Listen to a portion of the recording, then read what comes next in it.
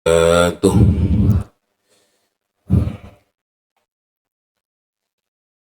Bismillahirrahmanirrahim. Al-Fatihah ala niyatil futuh wal munuh wal rusukh wa taubatin nasuh salahil jasadi wa ruh ila hadrati sayyidina Rasulillah Muhammad ibn Abdullah sallallahu alaihi wasallam summa ila Syekh Muhammad Nawawi bin Umar bin Arabi bin Ali At-Tanari wa Syekh Ahmad Marzuki wa jami'i ahli dzikri wa tauhid aynama kanu hadrahum anallahu darajatin fil jannah wa 'indana barakatihim wa asrarihim wa anwarihim wa ulumin nafatin fid din wa dunya wal akhirah. Al-Fatihah. A'udzu billahi minasyaitonir rajim. Bismillahirrahmanirrahim. Alhamdulillahi rabbil alamin. Ar-Rahmanir Rahim. Maliki yaumiddin. Iyyaka na'budu wa iyyaka nasta'in. Ihdinas siratal mustaqim. Siratal ladzina an'amta 'alaihim ghairil maghdubi 'alaihim waladdallin. Rabbighfirli wa liwalidayya wa lil mu'minina amin. Bismillahirrahmanirrahim. Alhamdulillahi rabbil alamin. Wassalatu wassalamu ala asyrafil mursalin sayyidina wa habibina wa syafi'ina wa maulana Muhammadin wa ala alihi wa sahbihi ajma'in, amma ba'du.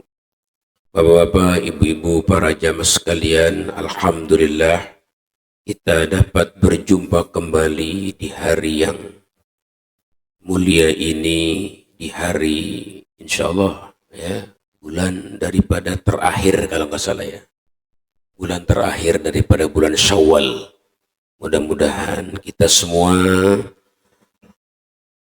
diterima amal ibadah kita oleh Allah Subhanahu wa Ta'ala. Itu diantara tanda-tanda ya, amal ibadah diterima Allah Subhanahu wa Ta'ala adalah berkesannya kita dalam hati kita. Nilai-nilai Ramadan setelah Ramadan itu pergi masih berkesan di hati kita, itu tandanya amal ibadah diterima. Sebab diterimanya amal ibadah itu memang satu daripada rahasia Allah ya. Allah rahasiakan. Jadi nggak tahu amal ini diterima apa enggak. Wallahu a'lam. Nggak ada yang tahu ya. Yang tahu hanya Allah Subhanahu wa Ta'ala. Sebab ya, Allah firmankan dalam Al-Quran, innama yataqabbalullahu minal muttaqin. Sesungguhnya Allah akan terima amal ibadah dari hamba-hamba yang bertakwa. Nah, kita kalau mau tahu diterima enggak amal ibadah kita, maka teruskan istiqomahkan takwa kita kepada Allah Subhanahu wa Ta'ala itu. Dulu pernah ada ya di zaman tabi'in yang bernama Al-Imam Hasan Basri. Ini termasuk daripada tokoh ya, ulama dari kalangan tabi'in, namanya Al-Imam Hasan Basri. Imam Hasan Basri pernah melamar seorang perempuan salihah yang bernama Rabi'atul Adawiyah. Ketika dia melamar Rabi'atul Adawiyah, kata Rabi'atul Adawiyah, lamaran kamu saya akan terima dengan satu syarat. Syaratnya satu aja. Karena kamu kan orang alim, orang berilmu, ulama. Tolong jawab pertanyaan saya. Kalau kamu bisa jawab, maka kamu saya terima, pinangan kamu, lamaran kamu aku terima. Imam Hasan Basri langsung ya menerima tantangan itu, pertanyaan itu. Silahkan, kalau kamu mau bertanya silahkan. Kalau saya mampu nanti saya jawab. Pertanyaannya adalah, saya ini sudah banyak beramal. Sudah banyak beramal saya. Amalan ini, amalan ini, amalan. Sholat, puasa, tahajud, zikir, sedekah, apa saja sudah saya lakukan. Yang jadi pertanyaan saya, apakah itu semua amal ibadah saya diterima atau tidak oleh Allah? Amal saya diterima atau tidak sama Allah? Mendengar pertanyaan seperti itu, Imam Hasan Basri mengatakan, waduh, kalau bentuk pertanyaannya seperti ini urusan goib. Gak ada yang tahu kecuali hanya Allah. Ya saya nggak bisa jawab, karena itu sesuatu yang nggak diketahui kecuali Allah yang tahu. Jadi gimana dong? Ya saya nggak bisa jawab, saya nggak tahu diterima atau tidak amal. Ya udah, kalau kamu nggak bisa jawab, mohon maaf. Lamaran kamu, pinangan kamu saya nggak terima. Sebab saya belum lega ini, hati saya belum lega, amal saya diterima. Atau kamu, saya tanya nggak bisa jawab. Boro-boro kepikiran mau menikah, ya mau berkeluarga. Sebab pikiran sini masih konsentrasi sama amal ibadah saya diterima atau belum. Jadi nggak kepikiran buat nikah. Malu nih Hasan Basri, seorang ulama. Waduh, berat ini perempuan pikirannya, mikirin itu. Ya sampai-sampai nggak kepikiran mau nikah gitu. Akhirnya pulang Imam Hasan Basri.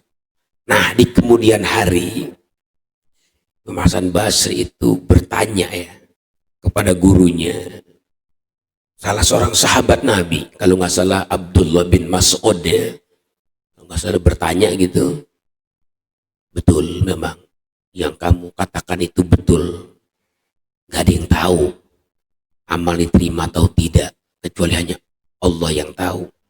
Tapi setidaknya ada tanda-tandanya. Oh ada ya, ada tanda-tanda diterima oleh Allah tuh amalan ada. Apa tuh diantaranya? Merasa nikmat, merasa lezat, ya, berkesan di hati, ibadah-ibadah yang sudah dilakukan terasa nikmat sehingga dia mau mengulang, diulang lagi, diulang lagi, diulang. Itu tanda. Contoh kemarin ya, kita selama Ramadan udah dilatih ya kan, dilatih sama Ramadan bangun sahur. Nah ini bangun sahur ibu-ibu, bapak-bapak mengajarkan kepada kita bahwa kita ini dianjurkan kalau bisa bangunlah sebelum subuh. Intinya begitu ya, bukan cuma target makan sahur, tapi biasain kalau bangun sebelum subuh. Ngapain? Ya minimal kamu sholat 2 rakaat lah, sholat tahajud 2 rakaat, atau sholat taubat, atau sholat hajat. Pokoknya kamu sholat aja 2 rakaat sebelum subuh. Biasain, karena belajar dari kemarin Ramadan sebulan bangun sebelum subuh, bangun sebelum subuh, bangun sebelum subuh, supaya nanti setelah Ramadan kamu udah terbiasa bangun gitu.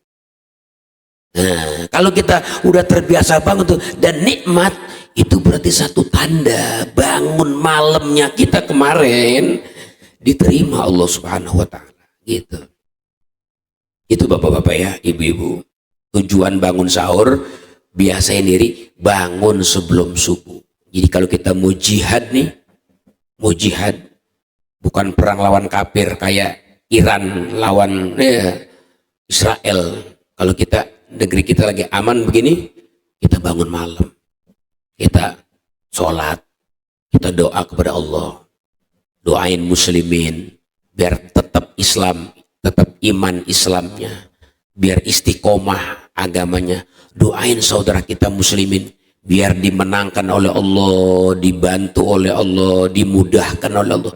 Nah itu dia ya, amalan supaya ada yang berkesan. Atau kemarin kita Ramadan baca Quran, begitu Ramadan selesai rasa nikmat baca Quran masih ada, sehingga hari-hari kita nih ada program dalam 24 jam baca Quran. Nggak apa-apa, nggak banyak juga, sedikit, 2 lembar sekali baca misalnya, atau selembar, tapi dawam, istiqomah, continue terus. Nah itu tanda namanya ya, tanda itu. Atau misalnya kemarin kita sering ke masjid Ramadan, setelah saya Ramadan ke masjidnya lanjut, biasanya azan Isya berangkat ke masjid, sholat Isya, terawih, witir. Nah begitu habis Ramadan lanjut. Itu tanda ya, tanda diterima amal ibadah. Berkesan, asiknya ke masjid ini nggak hilang, Berapa banyak orang Ramadan selesai, ke masjidnya selesai, Qurannya selesai, bangun malam selesai, nggak ada sama sekali amal-amal yang berkesan gitu. Nah ini upayakan ada yang berkesan, nikmat kayaknya ke masjid dah, sholat berjamaah, ke masjid dah i'tikaf, ke masjid dah ikut kajian. Nah itu diantaranya, ke masjid lah i'tikaf misalnya gitu ya. Itunya tanda-tanda amal ibadah diterima Allah Subhanahu wa taala. Mudah-mudahan kita punya amal, ada amal-amal kita yang berkesan yang kita dapat lanjutkan sehingga kita menjadi amal-amal kita diterima Allah Subhanahu wa taala. Jadi kata ulama, kun abdan rabbanian. Jadilah kamu hamba Allah yang sejati ya. Wala takun abdan ramadanian, jangan jadi hamba Ramadan. Jadi kenal Tuhannya Ramadan, kenal masjid Ramadan, kenal Quran Ramadan, kenal bangun malam Ramadan, kenal witir Ramadan. Begitu Ramadan pergi, hilang semua. Jangan ya. Harus kita pertahankan itu semuanya sampai 11 bulan ke depan.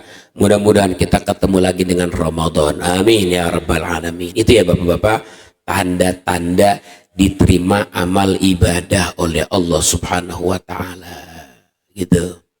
Yang kedua bapak-bapak, tanda-tanda amal ibadah diterima oleh Allah Subhanahu wa taala, semakin bagus akhlaknya. Tujuan ibadah kan la'allakum tattaqun, biar jadi orang bertakwa. Puasa ini membentuk kamu jadi orang bertakwa. Bagaimana tuh orang bertakwa? Orang bertakwa itu akhlaknya mulia. Makarimul akhlak salah satun katanya. Makarimul akhlak itu ada 3 ya, intinya. Ini 3 ini bapak-bapak, akhlak yang mulia yang dimiliki oleh Nabi Muhammad Shallallahu Alaihi Wasallam. Jadi kalau kita nih bapak-bapak, ibu-ibu punya target dalam hidup kita, punya cita-cita besok di hari kiamat pengen kumpul bersama rombongan Nabi Muhammad SAW, maka pelajari dan teladani 3 akhlak yang mulia ini, akhlaknya orang-orang yang bertakwa kepada Allah Subhanahu wa taala. Ini akhlaknya sahibur risalah, akhlaknya Nabi Muhammad SAW. Yang pertama apa?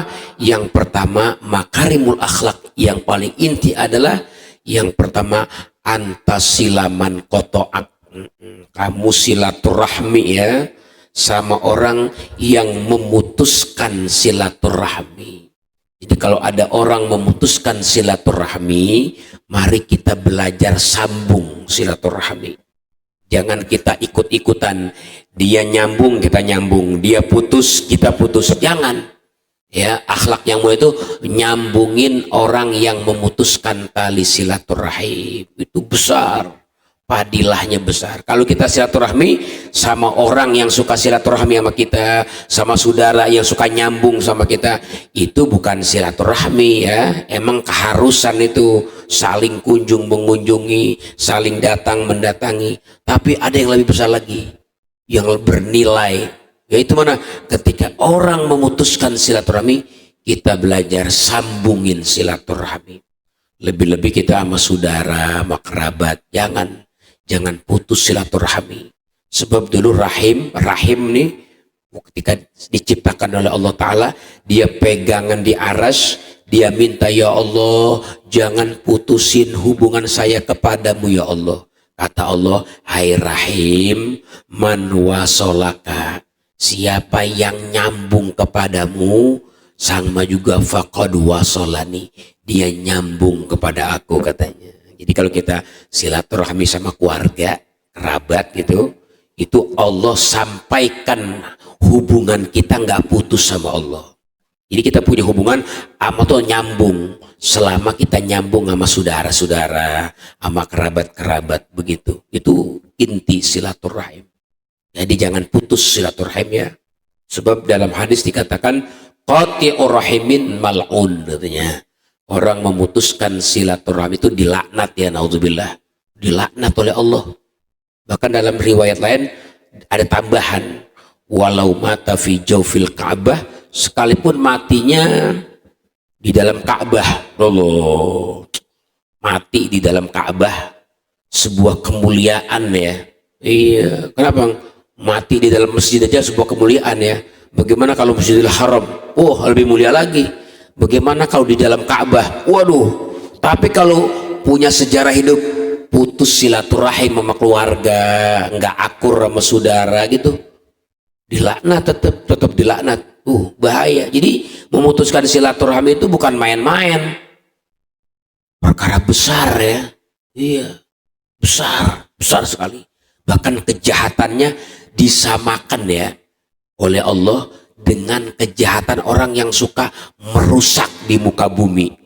Orang nih yang demen merusak di muka bumi, demen konflik, demen peperangan, demen pertikaian, menghancurkan tatanan-tatanan negara, tatanan-tatanan dunia, itu kan kejahatan yang luar biasa.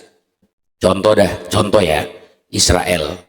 Bagaimana dunia nggak mengecam, dunia nggak mengutuk, kerjaannya merusak, demen perang, membantai orang-orang lemah, mentang-mentang punya dukungan, punya senjata, merusak aja kehidupannya. Jangankan orang Islam, ya, orang yang non Muslim aja, non Muslim ikut melaknat, mengecam, mengutuk, saking kejahatannya kepada dunia, kepada manusia sungguh luar biasa. Itu Israel begitu.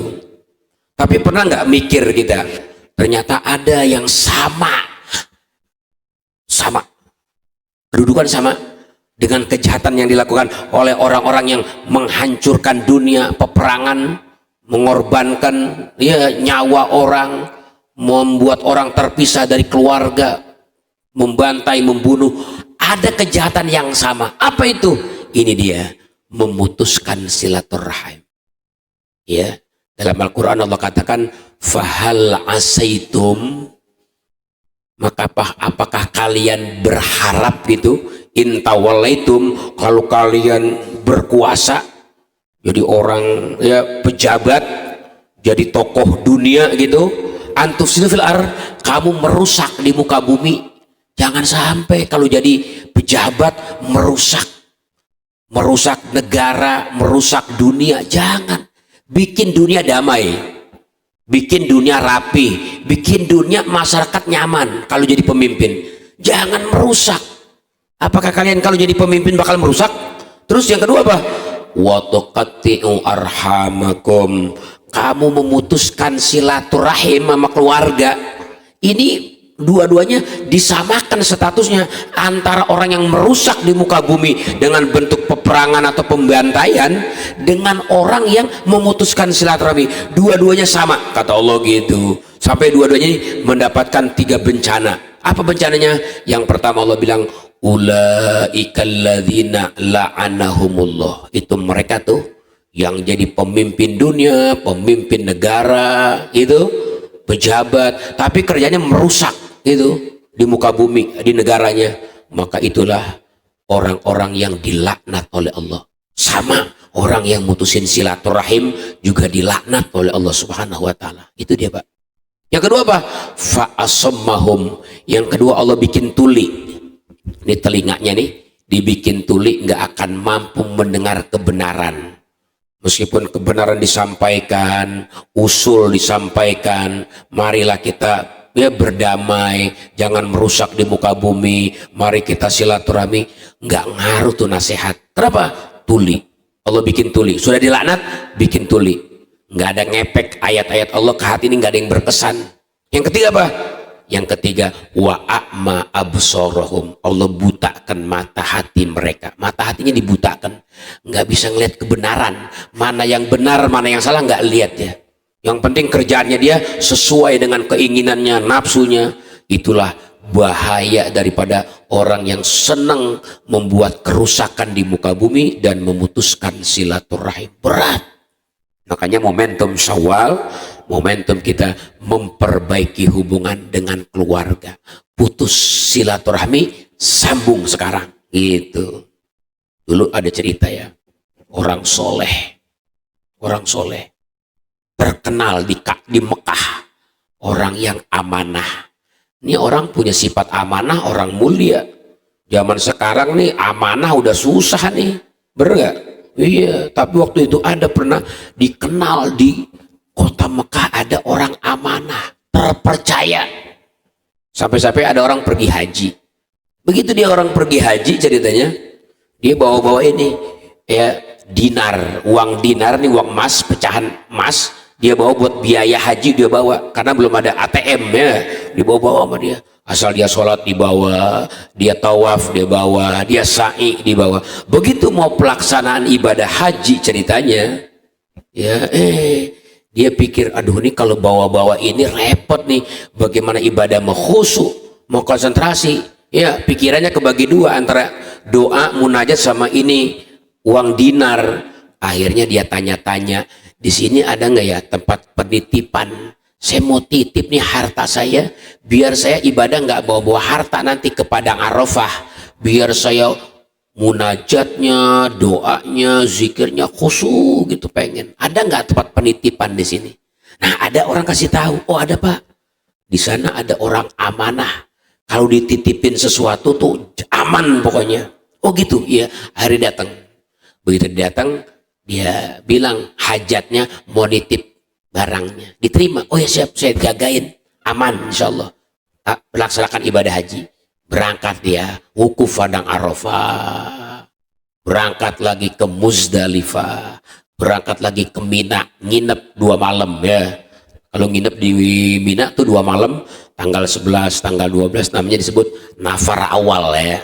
Nafar awal itu nginep.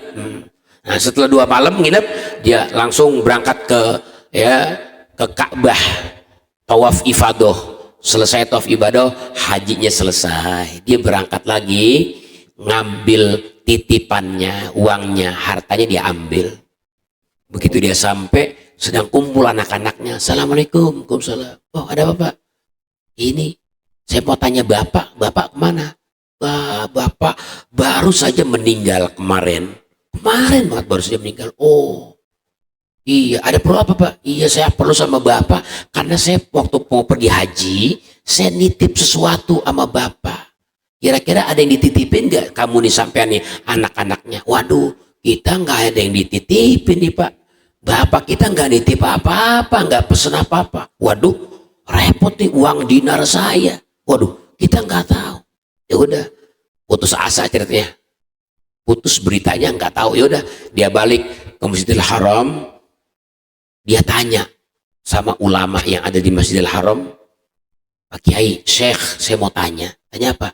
Ini saya kan nitip sesuatu sama orang soleh itu yang terkenal dengan amanah. Oh iya, saya tahu. Kenapa? Dia meninggal. Oh meninggal. Terus ya anak-anaknya nggak ada yang dititipin, nggak ada yang dipesenin apa-apa katanya berkaitan sama harta saya gitu. Waduh, gimana ya? Yaudah gini aja deh. Nanti malam tempatnya jam 12, jam 00, kamu kemari lagi ya, masuk masjid, kamu sholat hajat 2 rakaat, minta petunjuk sama Allah. Selesai itu kamu turun ke bawah ke sumur Zam-Zam. Di sumur Zam-Zam nanti kamu teriak, panggilin itu orang yang meninggal tadi, kamu panggil di sumur Zam-Zam. Kalau dia ahli sorga, dia bakal nyaut. Begitu katanya, bakal nyaut dia. Kalau kamu panggil, dia bakal nyaut kok, dia ahli surga. Ntar di situ boleh dah kamu tanya di mana keberadaan titipan kamu. Tapi kalau dia nggak nyaut juga, waduh khawatir nih. Kamu harus berangkat juga ke Hadramaut. Ke Hadramaut. Ngapain ke Hadramaut? Cari sumur, namanya sumur Burhut, gitu katanya. Sumur Burhut. Tanya situ, ntar kamu panggil situ. Kalau dia ahli neraka, dia bakal nyaut di situ. Ya udah, sesuai pesan Syekh, dia lakukan malam-malam sholat, langsung doa dan turun ke sumur. Di sumur Zam-Zam dia teriak, pulan, pulan, nggak nyaut-nyaut nih si pulan. Sampai menjelang subuh ditungguin, nggak ada suara nyaut. Waduh, ini saya harus berangkat ke negeri Hadramaut. Dia berangkat. Sampai ke negeri Hadramaut, dia nanya sama orang situ, sumur Burhut. Kata orang situ, itu sumur angker tuh, ada di sana. Kalau kamu punya hajat, silakan ke sana. dikasih arah, tahu dia. Begitu sampai di sumur Burhut, dia panggil Pulan, nyaut langsung, iya. Kaget. Itu titipan saya kemana titipan saya? Oh iya, titipan kamu aman, saya jagain, saya pendem di belakang rumah saya. Tadinya saya mau titip anak-anak saya, tapi saya khawatir nggak bisa jaga amanah, maka saya pendem di belakang rumah. Nanti minta digali saja sama anak-anak saya, 2 meter dari tembok rumah, gali di situ ada. Oh baik-baik, ya udah, itu aja hajat saya. Tapi kok kamu ada di sini ya? Kamu kan orang amanah, terkenal di kota Mekah, orang soleh, amanah, bisa jaga titipan orang. Kok kamu bisa di sini? Iya, saya nih selama hidup punya kesalahan cuma satu. Apa kesalahannya? Saya putus silaturahmi dengan adik saya. Saya nggak tahu tuh adik saya keberadaannya di mana. Dia makan apa enggak? Dia punya pakaian apa enggak? Ekonominya gimana? Saya nggak pernah mau tahu. Saya putus hubungan. Itu yang menyebabkan saya nyemplung di sumur Burhut ini. Pulang dia dapat pelajaran. Orang sehebat apapun sifat amanahnya, waduh, kalau putus silaturahim berat ya. Makanya kita Ramadan jangan sampai kita putus silaturahim dengan keluarga, khususnya kerabat kita, rahim kita, sambungkan ya. Yang terputus sambungin. Itu yang pertama ya Bapak-bapak ya, tanda-tanda amal ibadah diterima, berakhlak mulia. Meskipun putus silaturahmi, dia berusaha untuk nyambung, jangan putus gitu. Yang kedua Bapak-bapak adalah wa anta'fu wa aman zolamak, memaafkan ya orang yang jahat sama kita. Ini belajar nih, kita udah digembleng sama Ramadan kemarin, biar punya hati ini ya Allah legowo gitu, legowo, bisa maafin kesalahan orang, kejahatan, belajar. Sebab kenapa? Iya, sebab kalau dalam Islam kan kejahatan boleh dibales dengan kejahatan yang sama, boleh. Wa jazaa'u sayyi'atin sayyi'atun misluha, katanya gitu ya. Iya, jadi wajah balasan kejahatan bisa dibalas dengan kejahatan yang sama. Islam memang mengajarkan keadilan, boleh kejahatan dibalas lagi dengan kejahatan yang sama. Misalnya ada istilah nyawa bayar nyawa, boleh, boleh nyawa bayar nyawa. Kan ada di Quran tuh, anan nafsa bin nafsi wal aina bil aini wal anfa bil anfi was sinna bis sinni wal ada terusannya gitu ya. Iya, sesungguhnya Allah telah menetapkan kalau orang berbuat kejahatan menghilangkan nyawa orang, maka boleh balasannya hilangin lagi nyawa gitu, boleh. Kata Pak Hakim, wahai saudara, pelaku pembunuh keluarga saudara telah tertangkap, inilah orangnya. Sekarang saudara boleh mengajukan ya permintaan kepada Pak Hakim apa yang saudara inginkan. Kata pihak korban, Pak Hakim, sesuai dengan keputusan agama, nyawa bayar nyawa. Karena dia telah menghilangkan nyawa keluarga kami, maka dia hukum mati Pak Hakim. Boleh, boleh. Tapi kalau pengen cakep nih, keluarga korban bilang begini, Pak Hakim, kita sudah berunding dengan keluarga, kita mau memaafkan saja, kita mau maafin saja, kita nggak mau nyawa bayar nyawa. Ya, orang tua kami udah meninggal, misalnya keluarga kami nggak akan hidup lagi meskipun dia dibunuh, kami maafin dia. Wah, itu besar, gitu. Ini kalau dalam Islam boleh nyawa bayar nyawa, gitu ya. Bisa gitu ya. Atau misalnya apa? Wal aina bil aini, mata lo mata. Misalnya mata kita nih ditonjok, sampai luka. Itu dalam hukum Islam boleh gitu. Atau hidung kita dipapras itu, dibuang ininya, pakai golok begitu misalnya, sampai putus nih perumah hidung kita, balas sama, boleh gitu. Tapi kalau mau maafin, wah, itu amalan orang-orang khusus ya. Amal orang yang istimewa, bisa maafin kesalahan orang lain.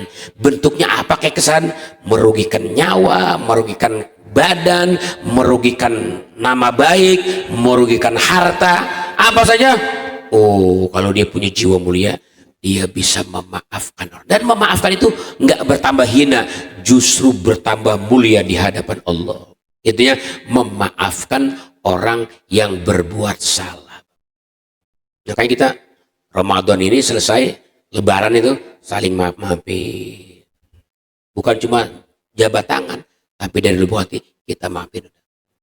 Sebab semua kesalahan-kesalahan yang dilakukan oleh orang kepada kita itu nggak lepas ya daripada kesalahan-kesalahan yang bersifat duniawi gitu. Kalau kita tahu nilainya dunia nggak seberapa, udah damai aja, maafin aja. Kenapa? Karena nanti di hari kiamat, bapak-bapak, ada pengumuman begini, ibu-ibu, di hari kiamat. Hadirin para penduduk padang mahsyar, dipersilahkan untuk berdiri mengambil pahala yang langsung dari Allah. Wah, ini pengumuman membuat orang-orang padang mahsyar kaget. Siapa nih yang disuruh berdiri? Ayo berdiri. Penduduk padang mahsyar berdiri untuk mengambil pahala yang langsung dari Allah. Wah, masih belum berani berdiri karena masih bersifat umum. Begitu pengumuman yang kedua, khusus ya, yang berdiri ini orang yang dulu waktu di dunia punya sejarah hidup, punya amalan, pernah memaafkan kesalahan orang, maka silahkan berdiri karena Allah ingin memberikan pahala langsung kepada kalian. Itu yang berdiri sedikit banget. Segitu banyaknya miliaran manusia yang berdiri sedikit. Siapa? Ini orang-orang yang dulu pernah memaafkan kesalahan orang lain. Pernah maafin kesalahan orang lain. Itu amalan yang paling mulia.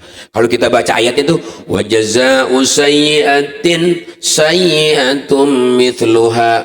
Balasan orang berbuat jahat, boleh balas lagi dengan kejahatan yang sama. Tapi Allah bilang, fa in afa wa aslaha fajruhu 'alallah. Tapi kalau mau berdamai, mau memaafin, maka pahalanya langsung nanti dari Allah. Jadi ada yang pahala lewat malaikat gitu, malaikat yang ngasih, ini enggak, yang langsung yang ngasih Allah. Kenapa? Besar pahalanya. Malaikat enggak kuat ngangkatnya, Allah yang kasih. Siapa itu? Orang yang waktu di dunia pernah memaafkan kesalahan orang. Begitulah Allah, seringkali Allah ini memaafkan kesalahan kita. Makanya kita puji, Allahumma innaka afuwun, ya. Allahumma innaka afuwun tuhibbul afwa fa'fu anni, ya Allah, engkau maha pemaaf, suka maafin hamba-hamba, maafin hamba ya Allah. Nah itu Allah mulia, punya sifat al-af, seringkali memaafkan. Kita punya kesalahan, enggak langsung dibantai, enggak dimaafin, enggak dibongkar, ditutupin. Itu Allah tuh. Ini kita semua nih masing-masing kita punya aib, punya dosa, punya salah, tapi Allah enggak langsung bantai basmi, enggak langsung azab, enggak, ya. Dan juga Allah enggak bongkar, ditutupin gitu. Ya Allah, itu Tuhan kita. Tuhan kita begitu, pemaaf. Nabi Muhammad begitulah. Nabi kita Muhammad Shallallahu Alaihi memaafkan. Waduh, pinter Nabi. Seringkali Nabi memaafkan kesalahan-kesalahan orang-orang kafir itu yang udah, waduh, banyak ya sejarahnya. Bagaimana Nabi ditimpain sama orang-orang Taif itu, ya enggak? Datang malaikat Jibril, Muhammad, ya, aku Jibril nih, bawa malaikat penunggu gunung. Ini malaikat bisa angkat gunung dari akarnya. Diangkat tuh gunung, kalau kamu izinkan bisa dilemparin ke orang Taif, mati semua tuh orang Taif. Kalau mereka nimpa pakai batu, ini bisa nimpa pakai gunung. Waduh, jangan Jibril, jangan. Jadi kamu, saya maafin aja. Saya mau berdoa, ya Allah, Allah maghfirli qaumi, ya Allah maafin kaum saya.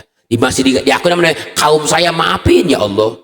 Fa innahum la ya'lamun, karena mereka nggak tahu kalau saya nabi, ini nggak tahu, maka mereka melakukan hal itu wajar kan, nggak tahu mereka. Maafin ya Allah, sampai Allah sampai nabi minta sama Allah, maafin, jangan diazab, jangan diseksa, jangan dibantai mereka, sebab mereka itu kaum saya, masih diakui sama Nabi. Masya Allah. Makanya itu Nabi Muhammad memaafkan, bukan cuma memaafkan, mendoakan yang baik. Didoain sama Allah yang baik. Bagaimana doa yang baik Nabi? Ya Allah, berikan mereka hidayah ya Allah, biar mereka masuk Islam. Kalau mereka enggak juga masuk Islam, ya Allah, jadikan kelak-kelak cucu-cucu mereka, keturunan mereka jadi orang-orang yang dapat hidayah ya Allah. Ini kan mulut indah namanya. Orang berbuat jahat, balasannya doa terbaik. Apa doa terbaik? Hidayah, petunjuk, biar dia. Kalau pun enggak ya Allah, anak cucu mereka. Oh,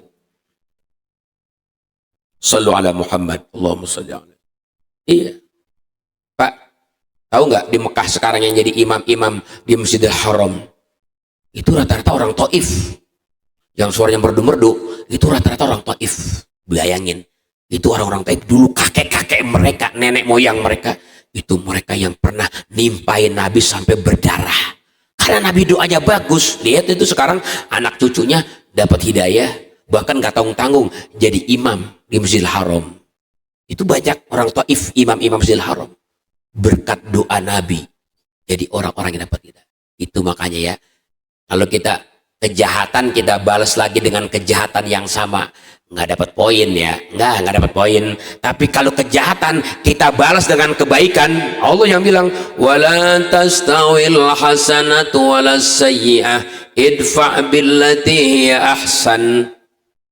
Nggak sama tuh ya, kebaikan sama kejahatan nggak sama. Kalau orang berbuat jahat kita balas yang baik, wah nggak sama. Kalau kita orang jahat, kita jahat lagi, itu sama-sama jahat namanya. Tapi orang jahat sama kita maafin, ya itu nggak sama, gitu katanya. Makanya kata Allah, idfa billati ahsan, sikapi kejahatan orang dengan yang lebih baik.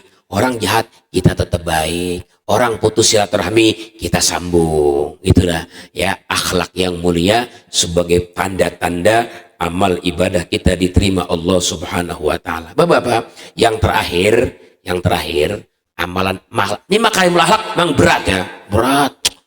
Makarimul akhlak ini berat. Iya berat. Tapi ini amal-amal mulia. Nyambungin silaturahmi sama saudara yang mau putus. Yang kedua adalah maafin ke seorang. Yang terakhir memberi kepada orang yang tidak akan pernah memberi kepada kita. Orangnya nggak mau saling, kan yang enak kan saling ya, saling memberi. Kita memberi, dia memberi, kita memberi. Ini enggak, dia nggak memberi. Bagaimana? Kita tetap memberi. Itu dia amalan mulia yang menjadi tanda-tanda berarti amal Ramadan kita, ibadah kita ada pengaruhnya. Memberi kepada orang yang tidak akan pernah memberi kepadamu, itu sesuatu tanda-tanda orang yang diterima amal ibadahnya, yang baik akhlak mulianya. Makanya bapak-bapak, dalam Islam itu kita sebenarnya hidup nih nggak terlalu banyak ya, nggak terlalu banyak dalam hidup kita ini ya, cuma dua hal yang baik dan juga dua hal yang buruk. Jadi ada dua hal yang baik, ada dua hal yang buruk. Dan tanpa kita sadari, sebenarnya kita sedang berjalan di antara itu ya. Kalau nggak hal yang baik yang kita kerjakan, ya pasti hal yang buruk yang sedang kita kerjakan. Apa yang hal yang baik? Kata Nabi, khaslatani la syai'a afdalu minhuma. Ada dua perkara ini, yang dua perkara ini nggak ada tandingannya. Nggak ada tandingannya dua perkara ini. Amalan tinggi. Apa yang pertama? Yang pertama al-imanu billah. Yang pertama kita beriman kepada Allah. Itu amal terbaik. Bagaimana nih kita punya hubungan sama Allah? Hablum minallah, kita gimana? Al-imanu billah, punya hubungan sama Allah. Bagaimana hati kita sama Allah? Kalau hati kita sama Allah nyambung, punya hubungan sama Allah, berarti kita sudah melakukan hal yang utama dalam hidup kita. Sama Allah punya hubungan. Pak, kita kalau mau punya hubungan sama Allah, di negara manapun kita hidup, siapapun presidennya, selama punya hubungan sama Allah, kita akan tetap baik-baik saja. Tetap baik-baik saja. Benar. Selama kita punya hubungan sama Allah. Dulu di zaman Bani Israel kan presidennya kan Fir'aun, ya. Presidennya, rajanya Fir'aun. Tapi Nabi Musa punya hubungan sama Allah. Selamat Nabi Musa, dimenangin Nabi Musa yang rakyat biasa.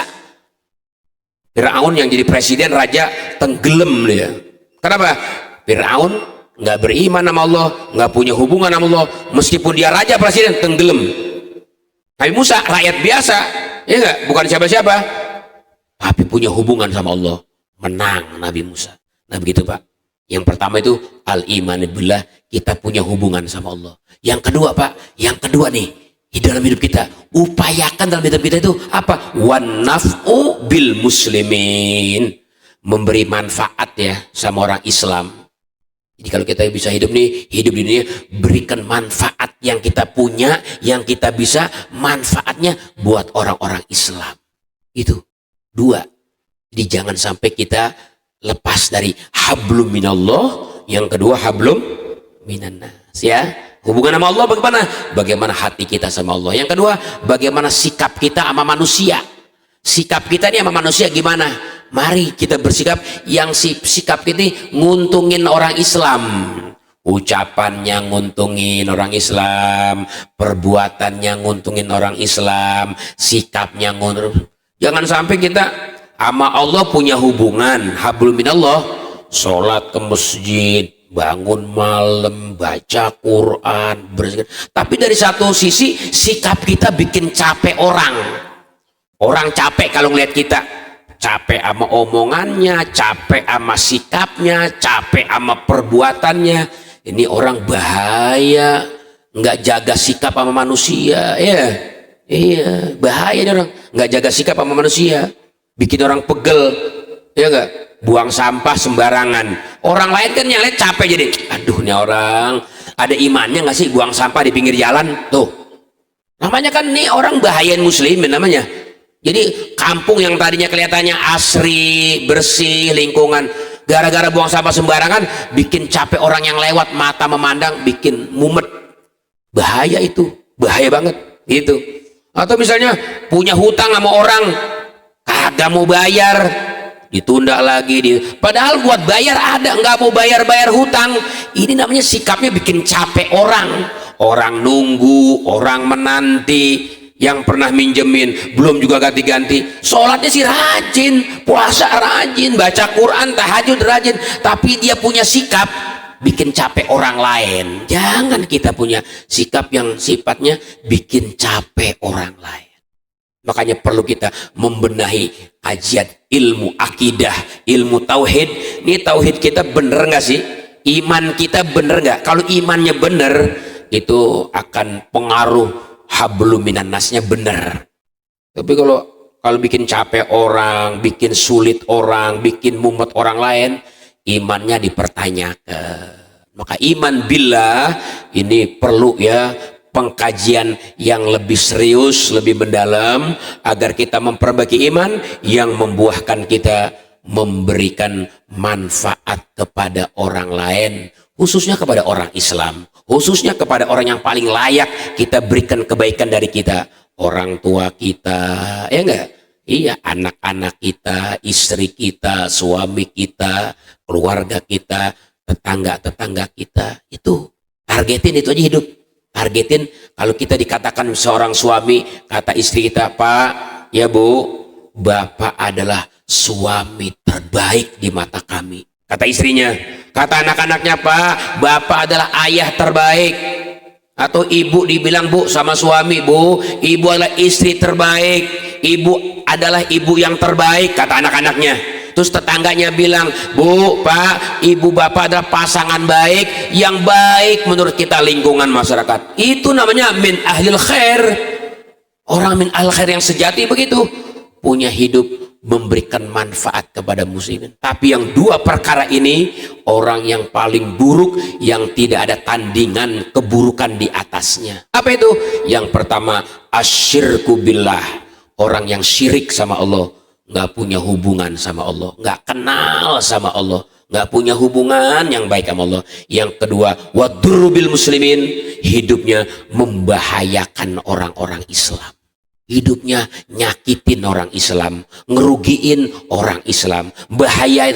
ini ancaman besar buat dia. Maka oleh karena itu, dengan kajian kita di pagi hari ini, mari kita resapi amaliyah Ramadan akan tetap berkesan di hati kita. Lanjutkan ke masjid, lanjutkan baca Quran, lanjutkan etikaf, lanjutkan hadir kajian, lanjutkan sholat malam, lanjutkan witir. Witir bukan cuma Ramadan, di luar Ramadan ada witir. Kalau terawih udah nggak ada sholat sunnah, qabliyah, ba'diyah, kita hidupin sebagai rasa di sini kesannya nilai-nilai Ramadan. Itu mudah-mudahan menjadi tanda. Dan yang kedua, perbaiki hubungan kita kepada sesama manusia.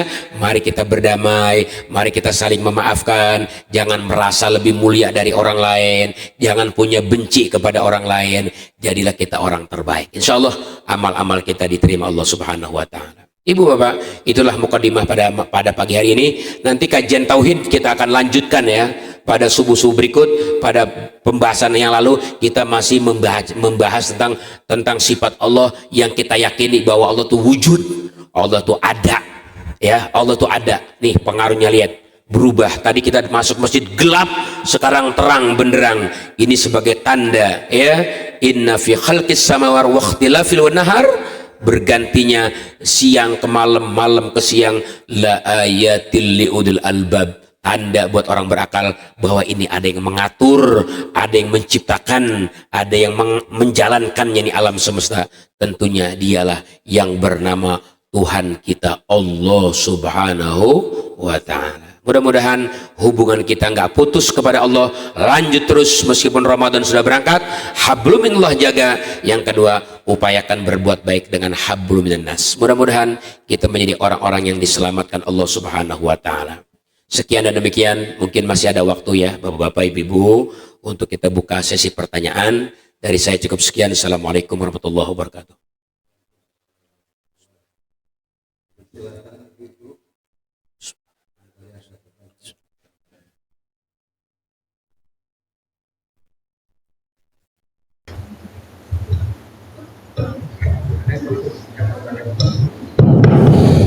Ya. Baik Pak Ustadz, saya mau dari ibu-ibu. Assalamualaikum warahmatullahi wabarakatuh.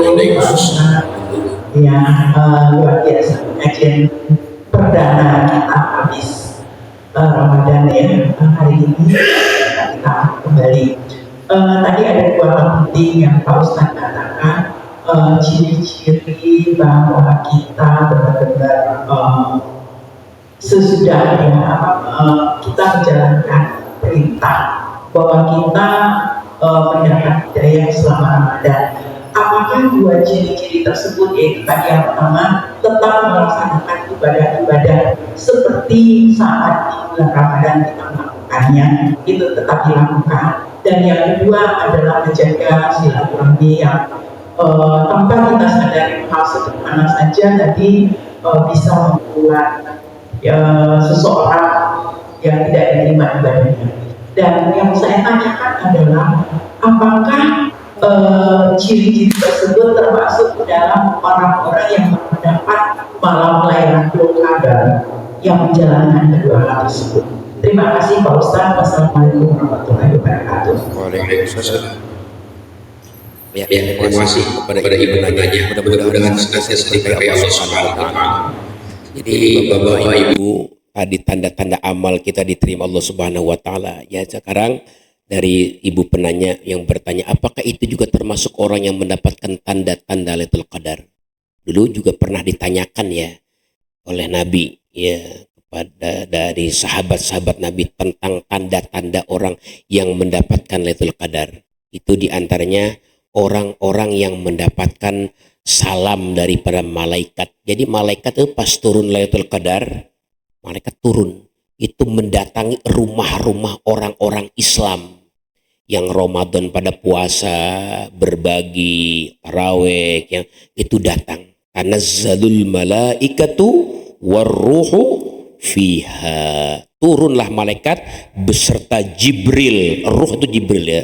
Ngapain mereka turun? Mereka ingin mengucapkan salamun.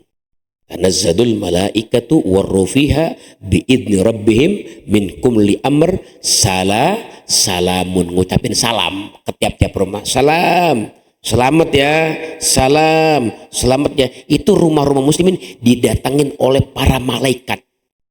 Makanya kata sebagian ulama tafsir, qadar itu maknanya sempit. Qadar itu bukan cuma sekedar makna mulia ya. Karena ada yang mengatakan Lailatul Qadar malam kemuliaan. Bisa juga Lailatul Qadar diartikan malam sempit. Malam tersempit dalam malam-malam setahun, malam paling sempit, paling berjubel itu malam Lailatul Qadar. Kenapa? Karena malaikat yang di langit turun. Miliaran malaikat turun dari langit, membuat di bumi sempit penuh dengan para malaikat. Ngapain? Datengin tuh tiap-tiap rumah-rumah orang Islam, mereka mau mengucapkan salamun alaikum, selamat buat kalian, udah puasa, udah ibadah, selamat. Nah itu ada tanda tanya. Orang-orang yang mendapatkan salam dari para malaikat, dia punya hati semakin lembut. Hatinya lembut. Orang buat salah, maafin, hatinya mau damai, hatinya mau sayang, hatinya nggak punya sifat merasa lebih baik dari orang lain, hatinya nggak mau benci sama orang. Itu dapat salamun namanya, selamat. Qalbin salim itu hati yang bersih, hati yang selamat, dapat salam dari malaikat. Jadi bapak-bapak, ibu-ibu, kata Nabi, tanda-tanda orang dapat al-qadar adalah mendapatkan salam dari malaikat setelah Ramadan, lembut hati, gampang netes air. Kalau zikir netes, kalau dia bangun malam dia sedang munajat netes, lembut. Orang kan tanda orang bahagia, orang selamat nih punya hati lembut, gampang netes air matanya.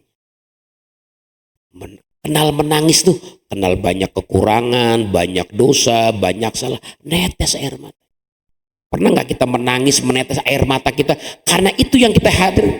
Bukan menangis karena ini, karena itu, karena dunia, mobil hilang, suami hilang, misalnya nangis gitu ya. Bukan itu mengenal nangisnya. Banyak kekurangan tapi nikmat Allah banyak, tapi dia menyadari banyak dosa. Nah itu tanda orang yang mendapatkan salam dari para malaikat. Itulah orang-orang yang berjumpa dengan malam Lailatul Qadar. Sehingga betul sekali Bu ya. Sehingga selesai Ramadan itu mau berdamai dengan saudara, rukun dengan kerabat, ya, guyub dengan warga lingkungan, mau tegur sapa, dia punya lisan itu bahasanya enak. Mau tegur sapa. Ada orang kan datang ke masjid diem, sampai di masjid diem, pulang masjid diem, nggak ada tegur sapanya, bakhil banget sama bahasa. Bukan itu Islam ya, bukan itu Islam. Tegur sapa, bagaimana kabar? Nabi kan suka tanya, bagaimana kabar, Nabi suka tanya. Bahkan sampai ada sahabat yang nggak kelihatan ngaji atau ke masjid, ditanya, si Fulan kabarnya kemana, kita ke rumahnya yuk, takutnya sakit, ada kepedulian. Begitu qalbin salim gitu ya Ibu. Jadi tanda-tanda dapat Lailatul Qadar, hatinya semakin lembut, emosinya semakin turun, matanya semakin sering menangis. Itu tanda-tanda orang dapat Lailatul Qadar ya. Mudah-mudahan Allah kasih kita Lailatul Qadar kemarin, amin ya rabbal alamin ya. Ada dari bapak-bapak ya, silakan bakalan ada ya Rabb. Assalamualaikum warahmatullahi wabarakatuh.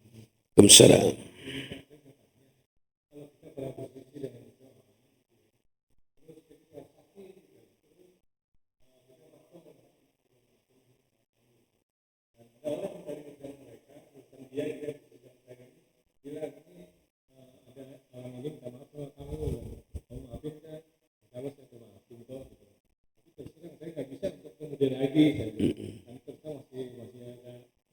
Iya.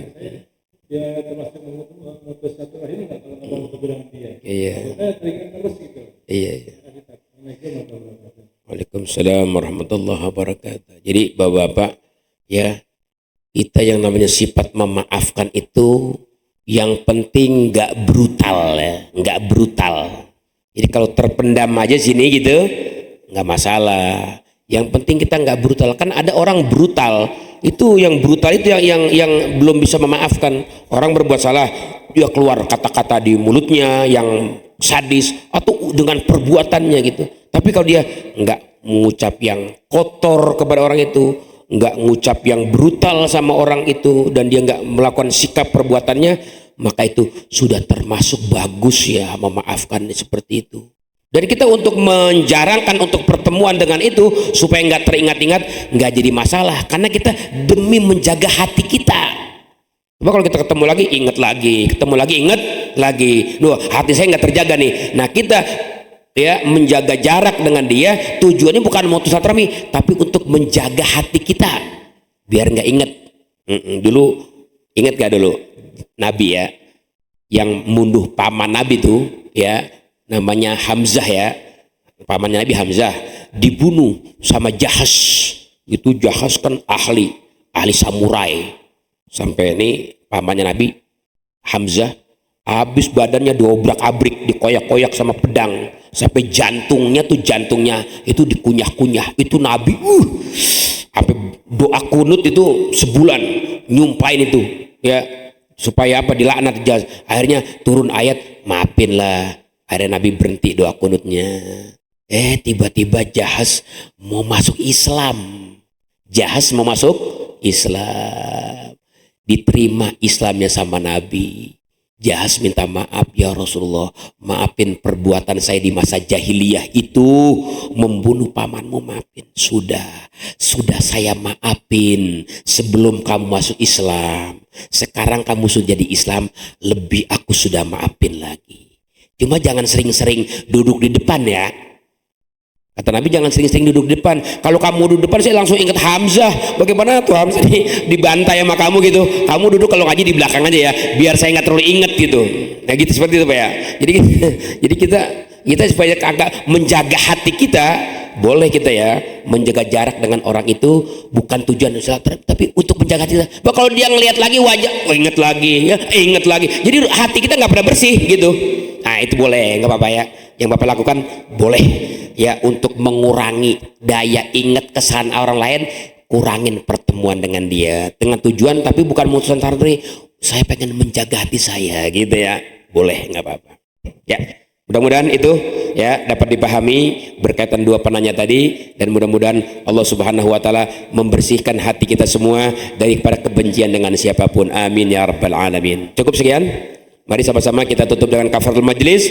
Subhanakallahumma wa bihamdika asyhadu an la ilaha illa anta astaghfiruka wa atubu ilaik. Rabbana taqabbal minna innaka antas samiul alim wa tub alaina innaka antat tawwabur rahim. Rabbana taqabbal minna salatana wa siyamana qiyamana ruku'ana sujudana ta'abudana tamim taksirana ya Allah ya rabbal alamin. Sallallahu alaihi wasallam Muhammadin wa alihi wa sahbihi wasallam. Subhana rabbika rabbil izzati amma yasifun. Salamun alal mursalin walhamdulillahi rabbil alamin. Terima kasih banyak atas perhatiannya. Mohon maaf dan kekurangannya. Jangan lupa Pak, jangan keluar masjid, sholat dulu isyraq 2 rakaat ya. Dalam hadis, siapa yang subuh berjamaah, zikir, duduk sejenak sampai isyraq, kemudian sholat 2 rakaat, maka pahalanya sama dengan ibadah haji yang sempurna. Amin. Assalamualaikum warahmatullahi wabarakatuh.